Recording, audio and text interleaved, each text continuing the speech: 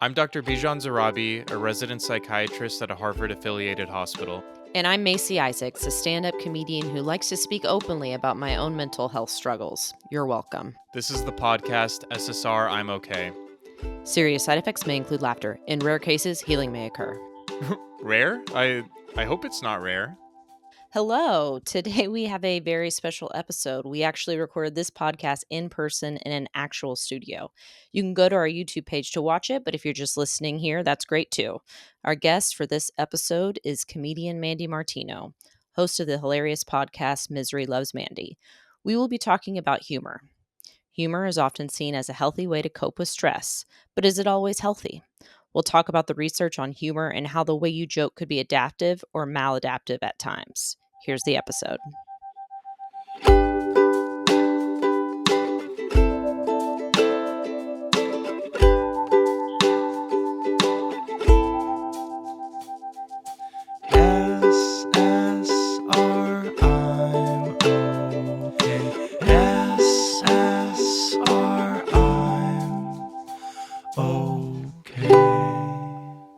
We're talking about humor today. Mm-hmm. Yeah. And using it as a coping mechanism. Yes. And what better way or what better person to talk about humor than Mandy Martino? Yes. And Macey Isaacs. Yes, two comedians.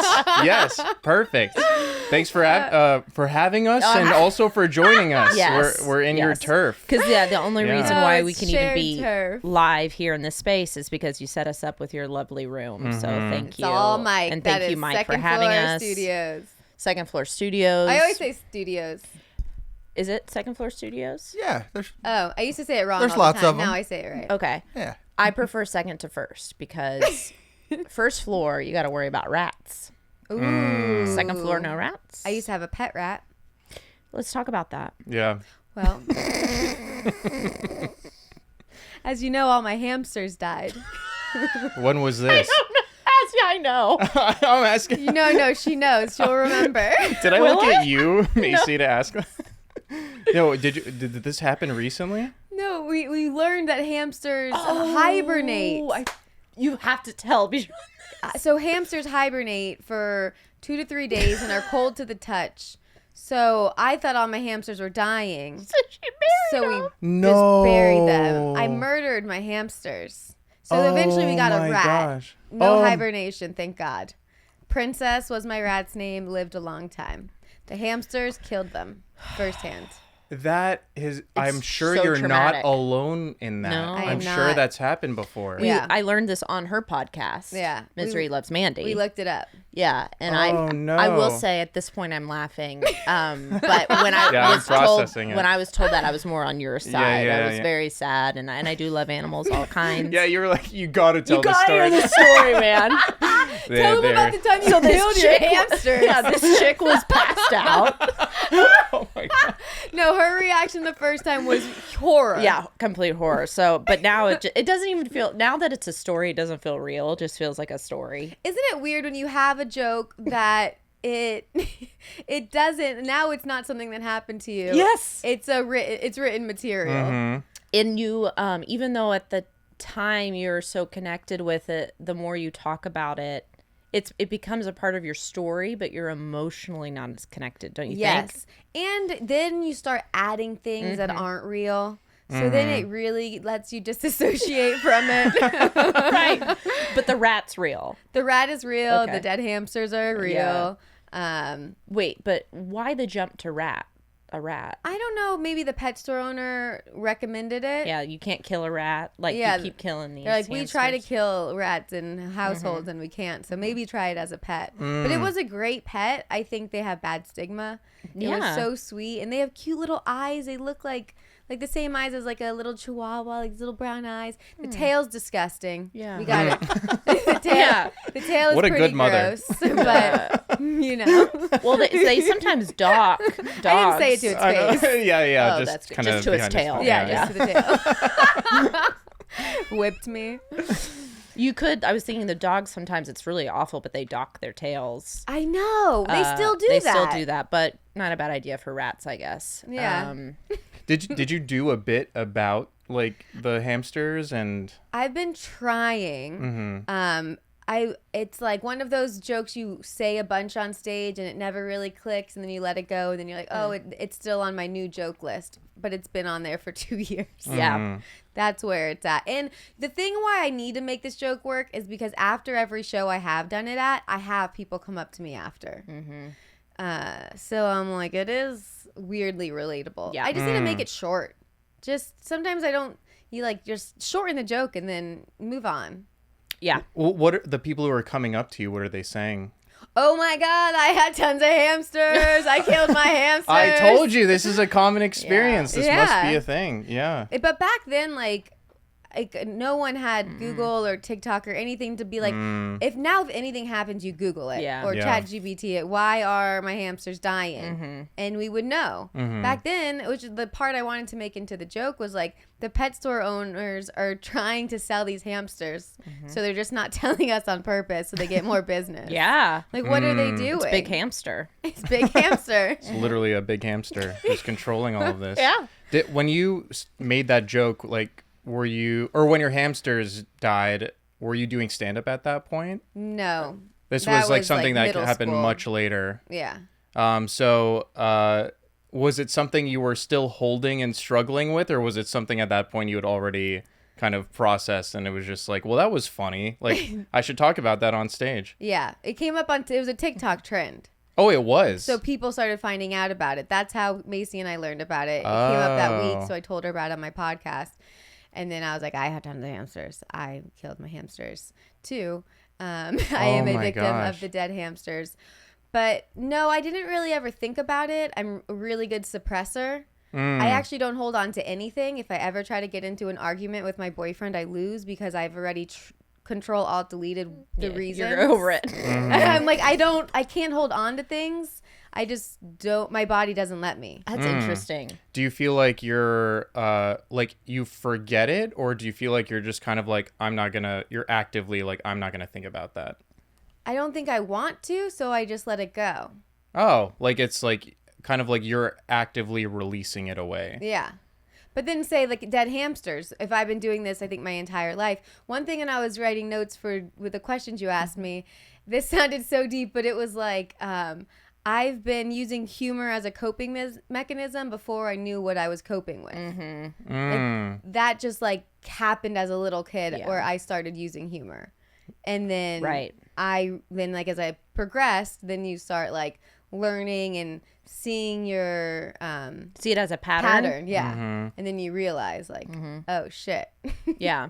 Do you have any early memories of you using humor, like kind of like maybe among friends or family, and found its usefulness to you? Yeah, for sure. The main thing is I always, like with the groundlings, I always play dumb because it's my safe zone. Because like when we'd be in like a group with friends and they would be mentioning movies or smart things, I wouldn't know. Like I wouldn't know what they were talking about. Yeah. And then I would just make jokes to like not feel stupid.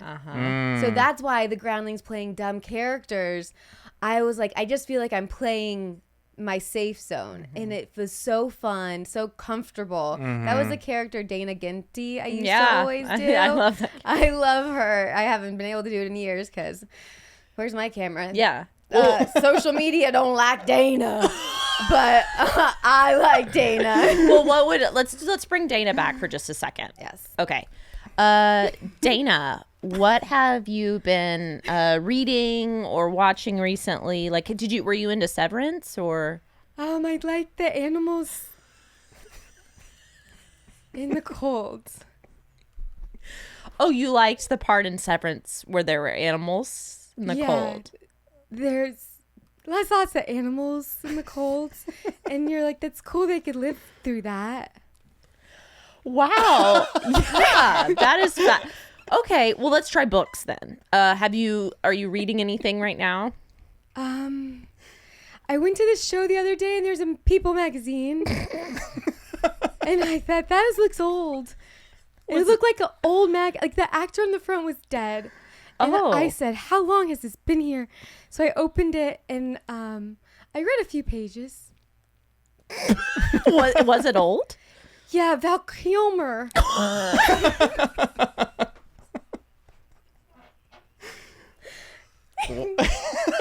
They did pass away, yes. I know.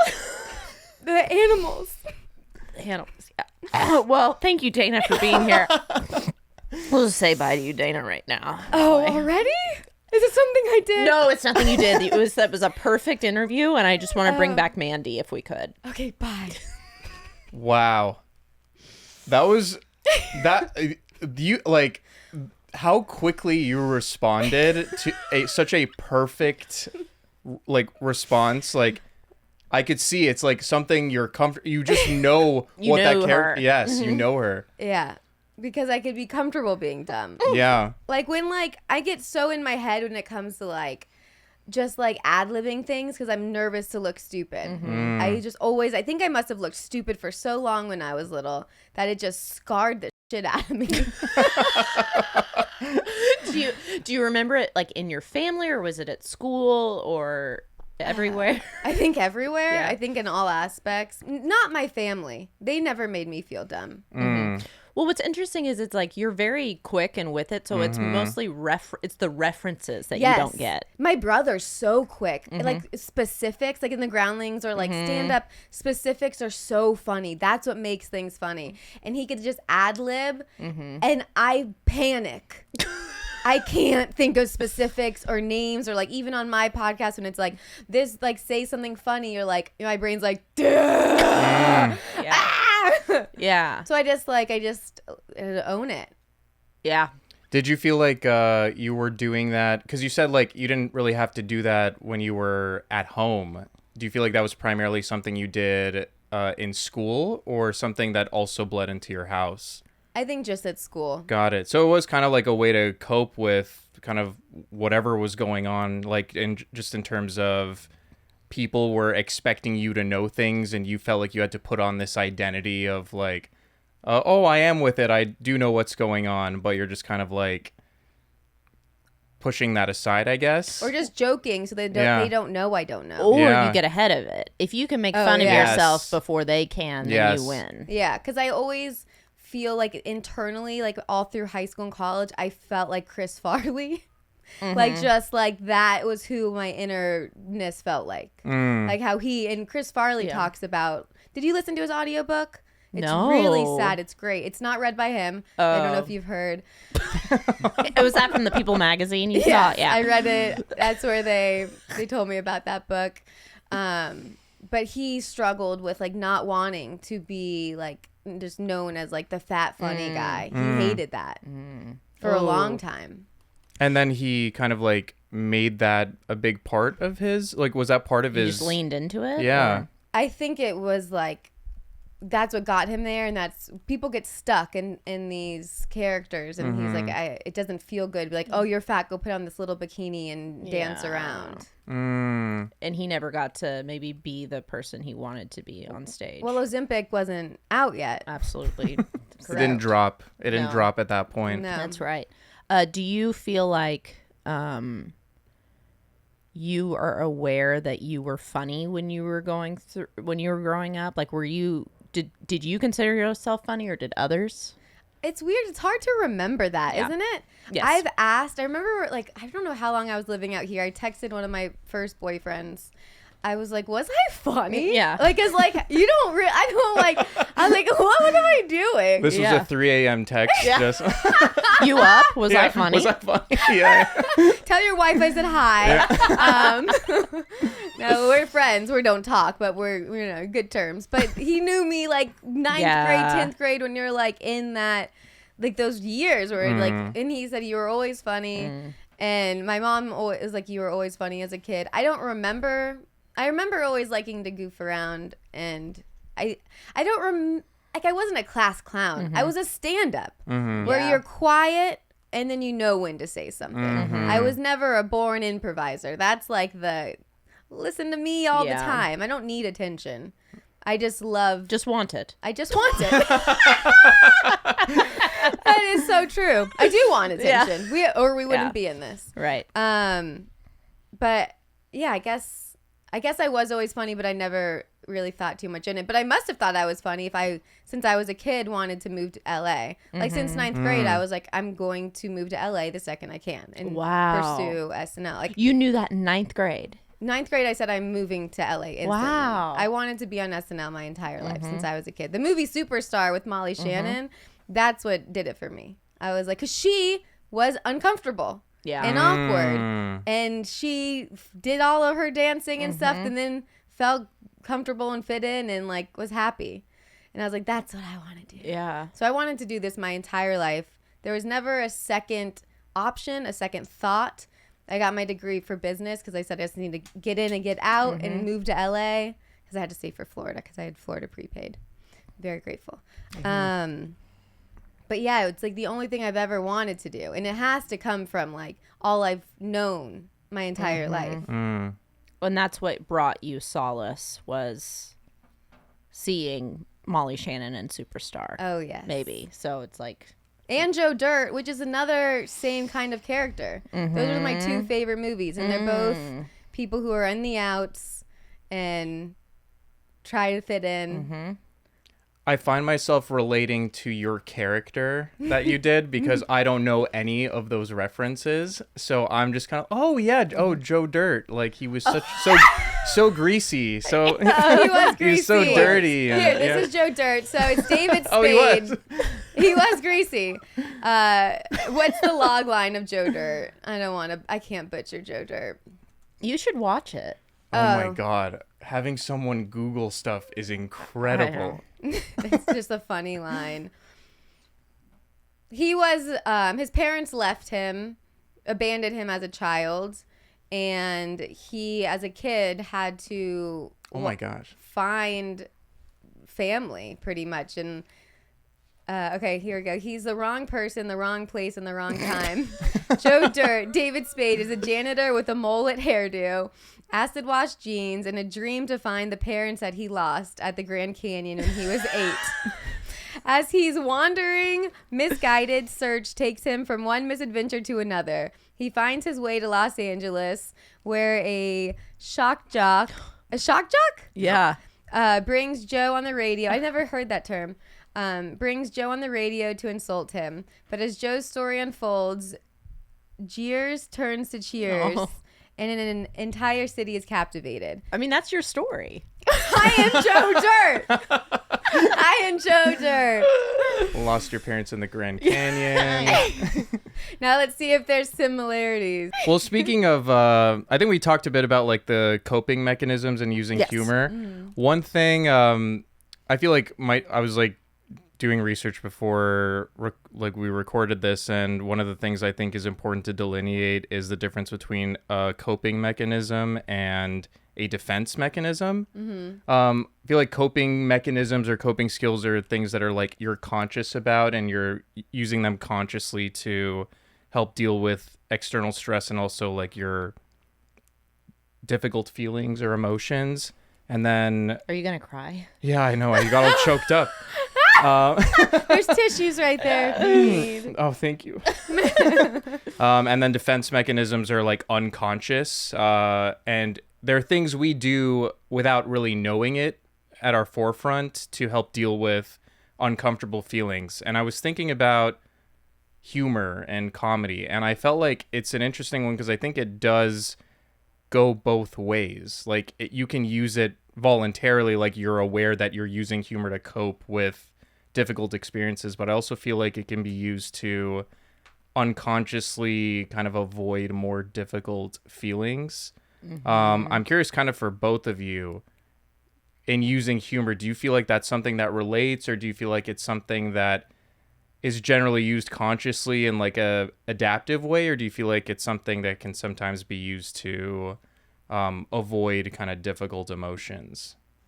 And I could speak to my own experience too, because I also was doing comedy, and like I feel like I've been there too. You go first. Yeah, go right ahead. I feel like I definitely used it in both ways. I feel like I resonated with what you said of I was like quiet in school, and then I would kind of know what to say at the right time, and resonated with that. And I felt like that was something I could use to kind of blend in with the crowd, but also like get some kind of like appreciation or validation. But I also feel like you can use jokes to kind of like put off more difficult truths or realizations or some kind of like thing you don't want to really process. It's like an easy, it feels good in the moment, but I think it kind of like kicks the can down the road. Yeah. What do you think? I think you can definitely use it in the wrong way. Like instead of just nipping something, I always say nip it in the bud. Nip it in the bud. I said nip it in the bud. I'm saying it right now. Yeah. I still feel like it should be but I'll say you're it right. right. Nip it in the bud. I think that instead of nipping something in the bud, you make a joke, but you should really just, I feel like the older you get, just say it how you really feel. Yes, to like your loved ones and your family, but anyone, for friends. the stage, right? It's yeah. do it for the joke wise. What? Huh? You were saying out of off stage. Yes. Yeah, I'm talking off stage too. Okay. Yeah, I feel like stand up is it's I feel like it's unfair to apply these like coping things to just like comedy, like stand up comedy, or where your job or your role is to be a comedian. I think I'm more talking about like just off stage, how you deal with things, and because everyone is using humor in some way, but I think it can be used for the general population in good in adaptive and maladaptive ways. I think a lot of the time you use it because I personally don't like confrontation or being uncomfortable. So that's when, and I want everyone around me to be happy. So then I'll like try to lighten the mood or make a joke when things are supposed to be, just let them be serious. But if I'm making it into a joke, I really think the best thing is for someone, and someone laughs, that's the best thing. I don't know. Like if I'm saying something seriously and somebody laughs at me, then yeah, that's not okay. Yeah. But I don't feel like I'm afraid of that. I think if I'm using it as if I'm coping with it by using humor, I think it can be really healing if somebody laughs, even off stage, I'm saying. Yeah. You know, it feels like there's kind of what you're saying is what Mandy was saying is there are times where it gets tense and you use humor to kind of just like ease the tension. But I feel like if someone is kind of just using that constantly to avoid tension altogether, I feel like down the line it can just prevent having more difficult conversations, which could be beneficial in the long run. Like sometimes doing those like really tough things, like having those like tense conversations, makes things better in the long run, or at least like helps prevent that tension from building up in the first place. You know what I mean? That's true. Thinking of my life. Yeah. Give me a moment.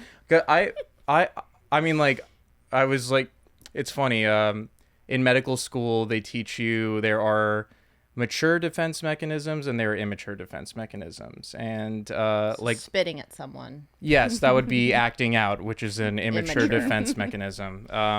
And like other one, like acting out or projecting onto someone your own thoughts, like, oh, you cheated on me even though you were the one who was cheating. Like there's immature ways to deal with or cope, and then they offered adaptive or like positive coping or defense mechanisms, which are humor, altruism, which is like doing stuff for others, and then sublimation, which is like I'm going to convert this my... is like Catholicism. Yeah. These things you're saying. Okay. Really? It just sounds like sacraments or something. Yeah, kind of. And your first sublimation, how did that go? That does sound like a... Doesn't yeah, it does. I love sublimation.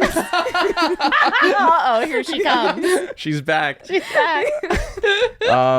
But yeah, it's like, I feel like I saw humor and it's like, oh, that makes sense. It is purely a good thing. But then I feel like there's been a lot of research on it that it sometimes can be used to avoid more difficult emotions, and it was offering different types of humor, and saying which ones were adaptive and which ones were maladaptive.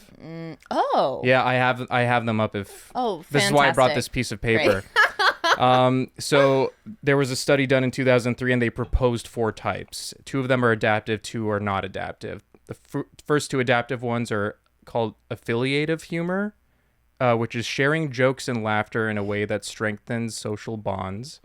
And then the second is self-enhancing humor, which is finding amusement in life's challenges to keep a positive outlook. Okay. Those are the two adaptive ones. That's a funny one. Like when something bad happens, do you ever have something awful happen and you just start laughing? Yes. You're like, Yes. Yes. Yes. You feel like the Joker inside. You're like, I am crazy. 100%. Yes. I was doing a show Saturday night, and I was kind of looking forward to it because I was the headliner, and it was like a 35-minute set. It was in Orange County, and I'm like, get out of LA. Yeah, nice. It was one of the worst shows. It was so bad that I couldn't stop laughing afterwards. Yes. Like it was that bad. At one point, so it was in a brewery. Already bad. And they didn't turn off the TVs. Okay. Great. So I'm up there and the Wheel of Fortune's on. And I mean, that's going to catch my eye. Oh, me too. I'm a human. Yeah. What am I supposed to do? Yeah. So I keep looking over at the Wheel of Fortune. And then I kind of know some other people and they didn't, by that time they were tired. They wanted to go home. They were drunk. Like I needed to just get off stage. But then you sort of feel like, well, I'm getting paid to be here. Like, don't I do the time I'm supposed to do? I really don't. I really didn't know. I still don't know what the right thing to do is. I think you do the time. I did the time, but some of the time I go, let's all just watch Wheel of Fortune. So we were watching it all together. And I go, who can yell this out? Somebody got cosmetic counter with only the C's. In the audience, in your audience. In the audience. And I was like, oh my God. And then someone goes, it's a rerun. And then I did. And I did realize, I was like, yeah, Pat Sajak isn't the host anymore of Wheel of Fortune. But I don't know if they maybe just, I had a genius in the audience. But anyway, I think the bartender thought it was bothering me. So he turned off the TV. Oh, no. Literally, everyone went, no. Yeah, we just did. Yeah. It's too late now. Yeah. Keep the TV on. Yeah, for sure. It's too late. Yeah. And I needed it. Yeah. He thought it was bothering me. No. I guarantee you the crowd was more engaged too. Absolutely. 100%. Yeah. I got into it. I yeah, know. And then I'm like, then I look at my watch and I'm like, oh, great. Now I got to do 10 more minutes. 10 more without minutes? The wheel. Without the wheel. And then you're supposed to get back into jokes after that. They don't want that. They don't want that. So it was so bad that I couldn't eat, because there are such bad shows that like they really make you think you're gonna cry or like, this was just, I just was laughing. I feel like that applies to the first affiliative humor. I feel like you're like enjoying or just like laughing at kind of the environment. Everyone started like just kind of focusing on being present, and they're like, oh my gosh, we're doing Wheel of Fortune. We're all bonding over this. And then like you all bonded over it just being just completely taken away from all of you. Yeah. That's adaptive. I guess so. Yeah. Did you think of anything that recently that was so bad you were laughing like the Joker? Oh, God. See, I forget them. I Yeah. control delete that shit. Yeah. Which is like, so I have to start keeping notes. So you're a PC. A PC. I am a PC. That's embarrassing. What's the Mac? The Mac Command Shift delete. Let's pull that up. Can we No, pull that up? Man, what was something recently? On a Mac, it's Control Alt Delete. Is Command Option Escape. Who's gonna say that? Command Option Escape that. Loser. Okay. It's funny how when you're so used to it though, you don't even know what you're doing. You don't even know the words. Okay. I'm trying to remember. I wish I thought of one recently that I started laughing. I know there were some happy tears when we found an episode that had been lost for a couple months. Oh, that was an ugly breakdown. Yeah, but there was no laughing there. Wait, you did not want to find it? No, an episode was put on a different hard drive, and I thought I lost the episode. Oh. It sent me into it sent me into a full career spiral. Oh my God. I just lost it for a week. I was just like, what am I even doing with my life? I was like, it just takes one thing sometimes. Yeah. To just I mean, even I was feeling it before too. I was like, I'm in the zone. I'm working hard. Then that happens, and they're like, oh, like. Was it just because it totally threw you off too, because you thought it was there and it wasn't? Because I had so much going on, and I had every episode scheduled out like recorded so that I was on track, and this made me off track. And being off track, I feel like I'm out of control. When I'm out of control, I feel like I'm failing. When I'm failing, I feel depressed. And I'm like, blah, blah, blah. And then it's like all the things you know. Can you go ahead fix. and define the da da da da da? Oh, yeah. We want each step. No, please don't. Please do not. You don't want to know. Yeah, we'll do that later. But then, yeah, I was very happy we found it. Then they're like, geez, you can't let things bug you that much. I mean, when you have a know. routine, especially if it's like a good episode and the amount of, you drive out, you have like the studio, you put in all the work. He came from out of town a day it was raining Oh from the my airport. gosh. Oh Like my it God. was, then you're like the other person. It's Oh, less than about gosh. you, Yeah. and then about them, and then you're just like, and it was the day before I went out of town, so the whole time out of town, I'm just like hair's falling out. I'm like, oh. But this wasn't this didn't evoke a Joker laugh out of you. This No, was that's why I just, No, said that was that's just- what I told Yeah. him. There was no laughing with Yeah. that. But it's usually like a bad show or like something or if I like piss my pants on the way home, I'm like,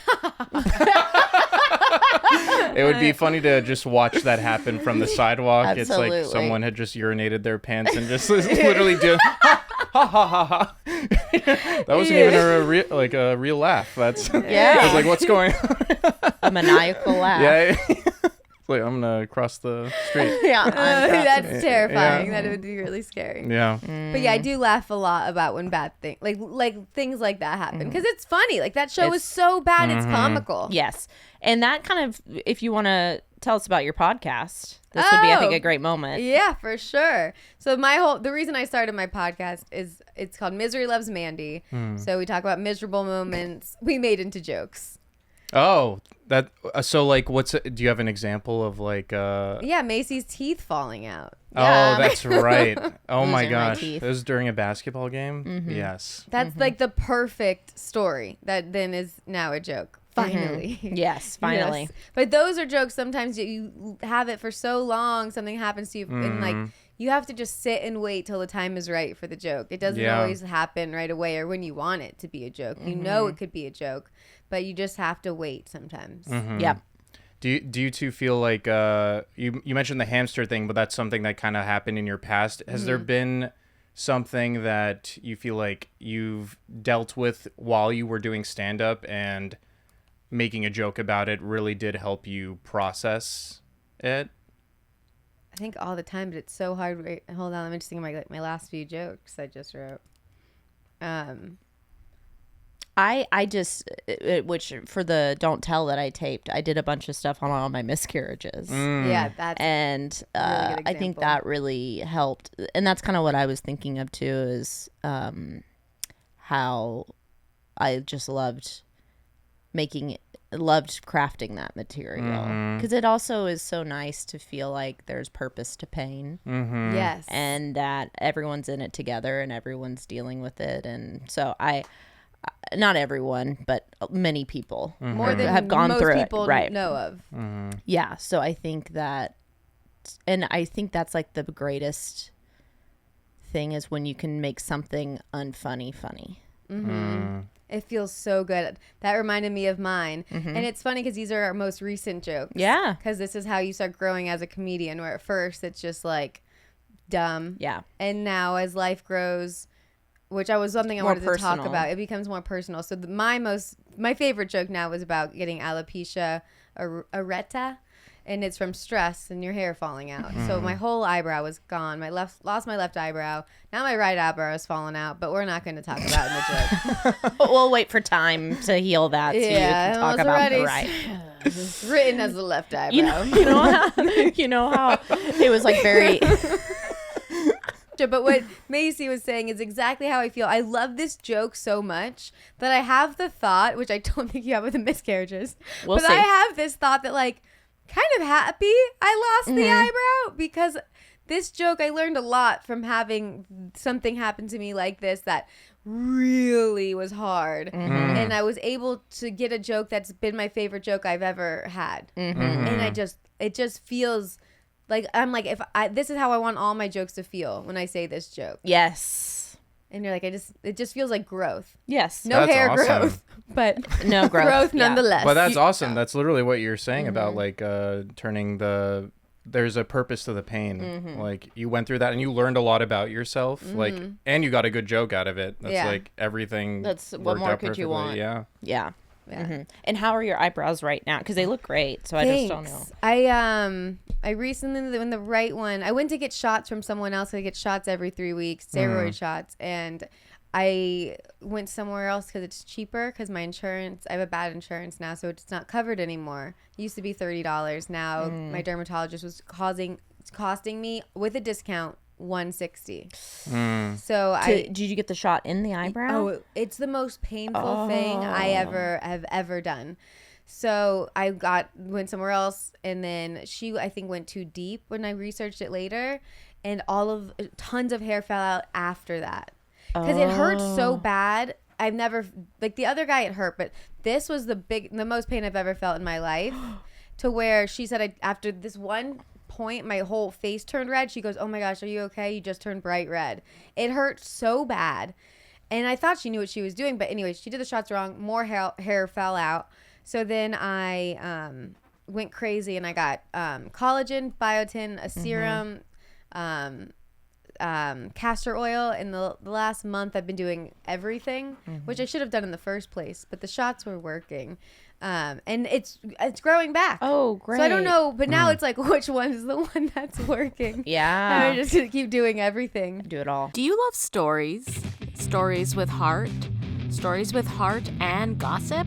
Then tune into Kadi Assad Ghost Detective with me, Kadi Assad, and my friends Julia Stone and Mark Solo. We talk to entertainers about a time they were ghosted and try to figure out why that happened. It's touching, funny, and always hilarious. So tune into Kadi Assad Ghost Detective wherever you find podcasts. We are brought to you by Pure Yoga TV, on demand and live stream fitness and yoga classes. Get fit fast. Stay fit for a lifetime on your schedule. Choose from an ever-growing selection of classes, including hot yoga, vinyasa yoga, inferno hot Pilates, yoga hit, ashtanga, meditation, and even more. We all know that exercise helps mental health. Well, now you don't even need to leave your home to reap those benefits. For only $9.99 a month, you can get full access. Go to pureyogatexas.com/pure-yoga TV and become a member today. I used to make a joke that, like very early on, that I took a men's one a day because I didn't trust what they were putting in the women's. Oh. Which So is funny. kind of really... You should bring that back. Should I say that again? Yeah. I maybe should. That's really good. Talking about humor to cope. Exactly. Yeah.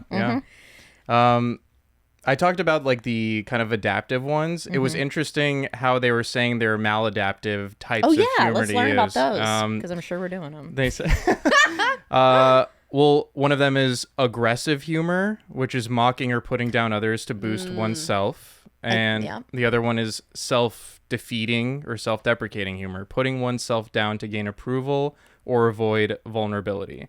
And research has shown that people who use the first two, the affiliative and self-enhancing humor, report greater happiness, optimism, and life satisfaction, while those who lean on those other two, aggressive and self-deprecating, tend to report more distress and lower well-being.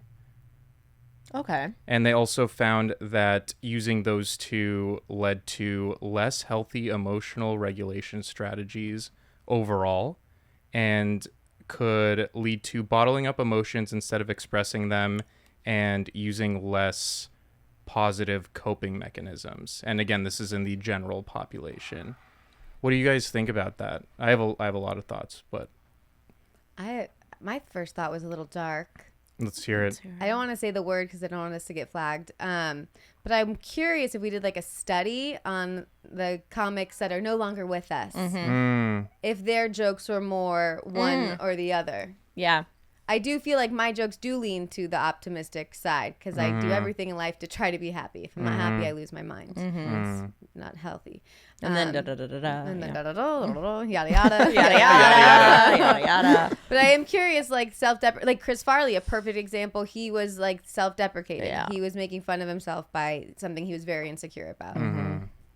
I was thinking, I do think it's very common for men to do the first maladaptive, and they feel like they're connecting. I totally agree with that. It's very common. I feel like, totally agree. especially I think it's like getting less so generationally, but it's like that's how a lot of men like tell each other that they like you, and it's not clear. You know, it's like, no, you're bullying me. Yeah. But they're like, no, I'm just kidding. I'm just, busting your balls. Yeah. Yes. Yes. That's literally like, that's the culture. And if you express kind of disapproval with it, or that you're hurt, you're seen as less of a man because of it. And it's toxic because it really does hurt your relationship. It is maladaptive. You're like, I guarantee you that the people who are like having those relationships where they're putting each other down, it like they're going with the culture, but I guarantee you a lot of them are leaving those conversations feeling hurt or like preyed upon in some way. I really do think it is maladaptive. And then the second one was the self-deprecating. That one's interesting. That one's interesting because if you're off stage, and I feel like certain people are self-deprecating to then get compliments. Oh, ugh. Like they're trying to say like, this is what, so tell me otherwise. Yeah. But you can't expect, I guess, that, that's also maladaptive. Yeah. It's tough because I feel like these are obviously applied to the general population rather than comedians, and comedians I feel like are their own, like it's their own thing. But I feel like self-deprecation, it has like many functions. For one, it kind of like puts you down and might make you feel like you're more included or less threatening appear that way. So it might help you like blend in a little bit more. But I do wonder if you're making those jokes like kind of with your friends, I feel like sometimes those points do stick with you, and it does leave you sometimes feeling like maybe I am less than, if you're constantly putting on that identity. Of course. That's who you become. Yeah. Yeah. They were also saying like, I feel like we sometimes think like humor is something that is stagnant and it is with me and it is not something I can control. So like if you're doing self-deprecating humor, I think sometimes people are just like, well, that's just my sense of humor. But I don't think that you are stuck with that. I think that you can develop your sense of humor to be kind of more that other adaptive one, the self-enhancing one, where it's like I'm laughing at the situations rather than at myself. And I think people can actually be more intentional on that, because it does help your self-esteem and also lets you like laugh at situations a little bit more, which is adaptive. It makes me think of a lot of like overweight comedians. They always joke about their weight. And it just makes it seem like they're trying, like what you were saying I might have done as a kid, try to beat people to making fun of yourself. Yeah. Like, you can't make fun of me. I'm making fun of me. I also find it interesting how much the audience loves self-deprecating humor. Yes. But I think they typically only like it from men. I second that. I've found that your audiences are more comfortable with men being self-deprecating than with women. And I wonder if it's because men, like, how do I say? Como se dice? It's like men, like if we're looking at the hierarchy, the patriarchal system, right? It's, let's say men are above. Yeah. Knocking themselves down, we're comfortable with because they're above. And not that I agree they're above. I'm saying the patriarchal system. Yeah. Women being below, it's like uncomfortable. It's like, no, we want you up. We don't want you down. Because the joke is like, oh, that is different from what I thought. That's like what elicits the laughter. Right. So it's like the people opposite. People are seeing like the man is being elevated, and it's like they're deprecating them, self-deprecating, and they're like, oh, they're not actually like that, but they're not a monster. Yeah, but for women, yeah, we don't consider them a monster necessarily, so we don't need that. So it appears more of maybe like for some people a confirmation. They're like, I did not view you. No, don't say that about yourself. So yeah. I think that's what I've noticed. I agree with that. Yeah. I could definitely see that. But I'm trying to think back to like, I feel like I'm not even seeing too much self-deprecation. I'm trying to think of like, Amy Schumer does a lot of self-deprecating. Oh, that's true. Humor. Yeah. And she's one of my favorite comedians. But men hate her, and that drives me crazy because I think it's what you're saying. It's like a woman, it's not the opposite. They want a confident, like, even though she is very confident. I also think she's gotten to the point where she can make those jokes now. I wonder, I'm kind of talking about the people that are just doing 10 minutes at a club, maybe that nobody knows. Yeah. You're coming to see a show, 10 different people. Like, if you've already kind of, built a name and an audience, you can get away with being, but like, just being one out of the, I don't know. I think the key when people don't know you is confidence. So that is showing insecurities right off the bat. Yeah. But there is a way, There's a way to be confident and self-deprecating. Yes. You know who I think of who fits that perfectly is Conan O'Brien. I feel like he is someone who is like he is confident, but he also, most of his jokes are just like depreciating himself. That's true. That's very true. And I feel like that's why I feel like it's tough to apply these to like these like what is adaptive and maladaptive to comedians. Maybe they do have these maladaptive things, but they made it adaptive in a way that worked for them because they like turned it into a career. It's been helpful for them in that regard. But for like day-to-day people who are using humor again in like day-to-day situations, like if you're just always leaning towards self-deprecation or targeting others, I feel like you're gonna make yourself feel worse and make others feel worse and might just isolate yourself over time. I went to a show the other night and Amy Miller did a spot and she was self-deprecating and it was so funny and but it was a very comedy crowd. It was like a crowd that like wants something different, I think. And I think so I've definitely seen it be done well, but I just think the general audience maybe wouldn't be as appreciative. It's interesting because I think like I feel like I'm thinking more of like how they themselves are leaving feeling.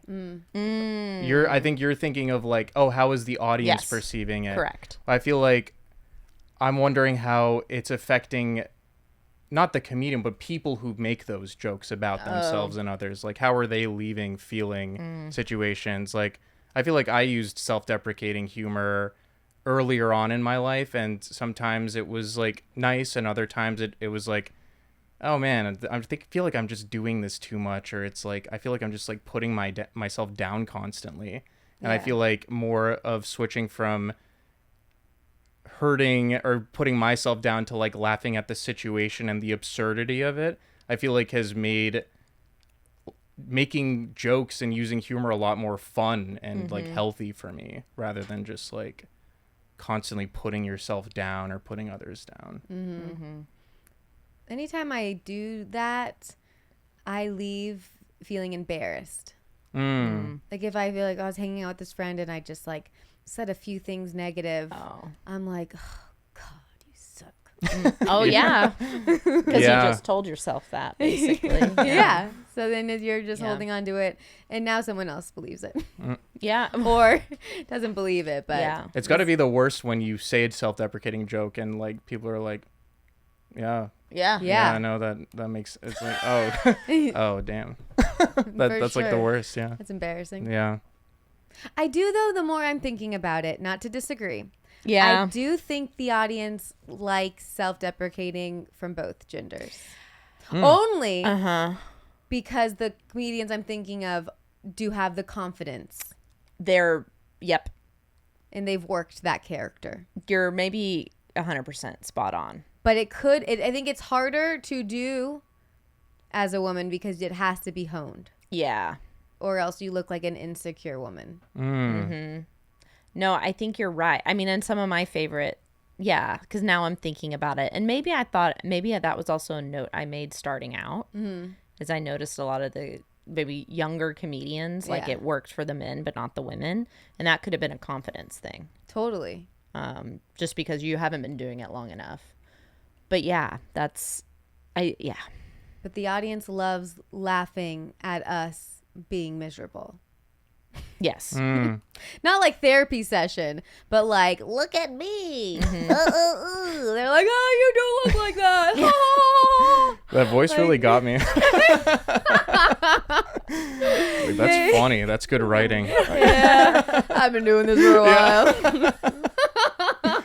Speaking of kind of that idea of the crowd likes watching us be miserable, what are your opinions on the idea of that, like the sad clown idea that comedians are depressed? They laugh and they're like funny and happy on the outside, but on the inside they're actually miserable. What is your idea, or what are your thoughts on that idea? I think it's real. I think it's real. Not everyone. Mm. I think I'm a happy person, which I've studied which you would probably know more about, is genetic. They say happiness is genetic. Oh, I feel like I would disagree with that. Yeah, I think I would disagree with that. I feel like there are components that might make it easier or harder to handle difficult emotions or process them. But I feel like a lot of it is also like learned and shaped by the environment that you're raised in, or like, you know, like which obviously can be like play a role in genetics, your parents, but even for people who grow up in like adopted environments, I think a lot of it can be shaped, and I think that's why like things like therapy are so good, because to some extent you do have your genetics, and like you're kind of like that clay, and it's like it's how you mold that clay that can be helpful in the long run.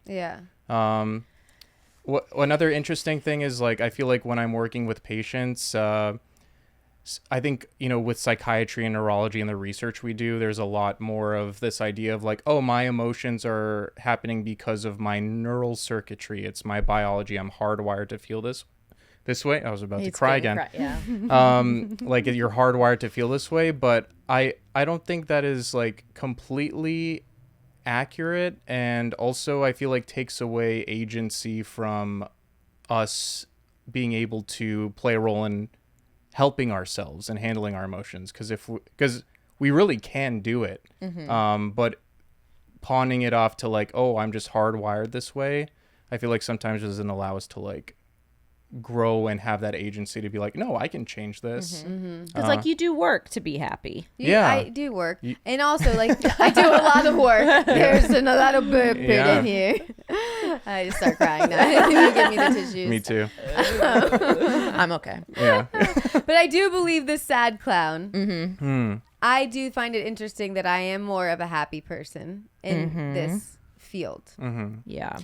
Let me also say, do you feel like that is true about comedians compared to the like general population? Do you feel like they tend to be more, I guess, have more mental health disorders as opposed to the general population? Like if you took a random sample? I think anyone pursuing a passion versus anyone working a regular job is going to feel that sadness, because the passion is so strong. Anytime I cry, it's because I want this so bad, and it's out of our control as much as it is in our control. But a 9 to 5, like your job, you leave, you know, this is a 24-hour mind of I don't know when to stop. I know I need to take a break. It's never enough. I think that struggle is what makes us sad and have depression and have ups and downs. I am a happy person, but I do have out of nowhere downs, and I'm like, what is this? And that's why I panic. I'm like, I don't want to feel like this. What do I do? I know I just have to sit with it and wait, but like I want to fix it, and every time there's a problem, I just have to fix it. So I think it's any passion. I think that's a really good point. I never thought about it like that, because I definitely think there's more mental health issues with just people pursuing. It sounds so, but art, just in general. Because I feel like, you know, I don't know a painter, but if I did, I feel like they'd have a lot of sorrow. I don't think Picasso was like living it up in a happy world. No. You know, I think but that's interesting that it could also be pursuing your passion can cause, but I also think mental health now is in decline. Everyone's in decline right now. I don't know. It just seems like now it is everybody. Yeah. I think it's everybody. I'm pulling up, there was a paper, someone researched this. What is it? Hold on. It said, why did Vincent van Gogh cut off his ear? And now I'm thinking it's was maybe it the right ear? Yeah. That's funny. Find out which ear it was. Yeah. We discover something. Someone did a study on the idea of whether comedians have more mental health disorders compared to the average population. And I might need just a second to pull up the actual. I think it might be right, but what if it is a stereotype? But I mean, we know comedians, and it's definitely true. It's definitely true, and but we don't know artists, like we don't know painters, right? So, well, I'm trying to think. Taylor Boss is a good painter. Really? Yes, he's like a phenomenal painter and a comic. So that's a combo. That's a bad combo for sadness. Okay. Yeah. So here it is. There was a study done in 2024 called Personality and Psychopathology in Stand-Up Comedians. They surveyed about 200 comedians for psychiatric symptoms and initially found higher rates of anxiety disorders and somatization, which are like physical symptoms that aren't related to a medical condition, but they still cause a lot of distress. But after comparing the comedians to people who lived in the same city as them, those differences went away. The only difference that remained was comedians continued to score higher than the general population on measures of openness to experience and extroversion, which are traits associated with creativity and sociability. Can you explain that part? Which part? Those two things. Openness to experience, and those are like personality traits that they have. That they do have. That was one of the only measures that separated comedians from other people in the same city as them. Mm-hmm. What's interesting about your point that you made is you said for people who are kind of like pursuing a passion, most of the people who were surveyed in this study were in New York City. So although there were not higher rates of, anxiety or depression compared with the general population, you're also taking a survey from people who might be, pursuing. Yes. Yeah. Exactly. So maybe other people just in New York City, there's just this baseline elevated level of. Absolutely. So you're comparing. So you're comparing comedians with a population that might just have more reason to be anxious or that, because that really is stressful. The 9 to 5, there's something really helpful about that, is the sense of structure and stability. And with comedy or these other jobs that don't necessarily have that sense of structure. Well, what about your schedule? My schedule? Oh, in residency? Yeah. I mean, what's interesting about mine is there is structure. Is like, I know what days I'm on clinic. I know what days I'm working 24-hour shifts. Jeez. I know what weeks I'm working nights. Although they are tough, I do know what to expect. Yeah. And there is that sense of like, although my schedule is changing, I know what's going on. It would be much more difficult if I didn't know when my patients were going to get booked and they just kind of called me randomly. They're like, I'm ready for my session. I that would be so much more overwhelming to me. So although it is difficult, that structure is helpful. Yeah. Because like when we book shows, it's always last minute. I know. We're like, I have no shows this week. Oh, I have 3 shows this week. Someone just asked for me to jump on a show. It kind of makes me think of my friend growing up. Her parents were gynecologists, and so an OB. So it's like they get a page. They have to go deliver a baby. That would be so stressful. That's yes. Yeah. No, like exactly. That is just that stress so of stressful. uncertainty. You're never off. I guess sometimes you are off, but if you're on call. Exactly. But you're on call, but the on call is a sense of structure. You do know when you have to be on call. Okay, that's fair. Yeah. It's like with I don't comedy. know, guys. I watched the Mindy Project and she was on dates a lot when she got called. Seemed pretty stressful. Might be wrong. Yeah. We can thank Mandy, obviously. Yeah. Oh, thanks. Mandy. We can. Should we do it formally or just let's talk about conceptually what we can do to end this show.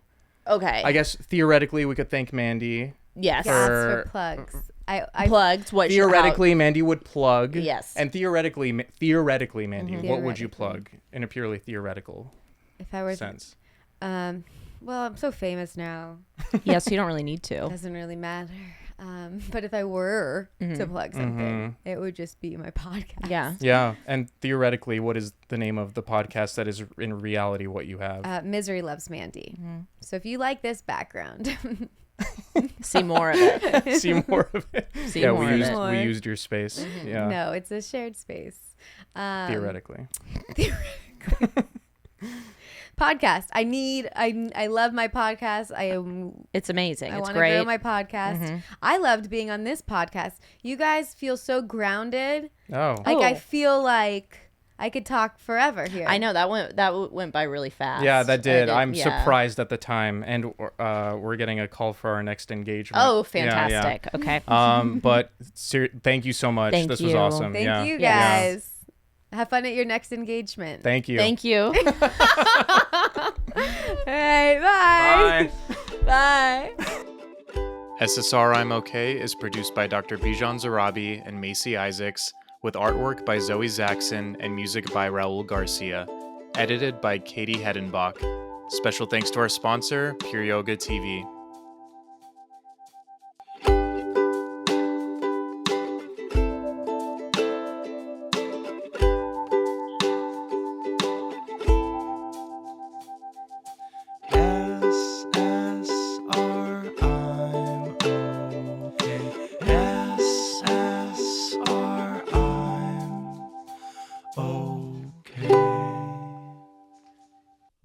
The information provided in this podcast is for educational and informational purposes only and is not a substitute for professional medical advice.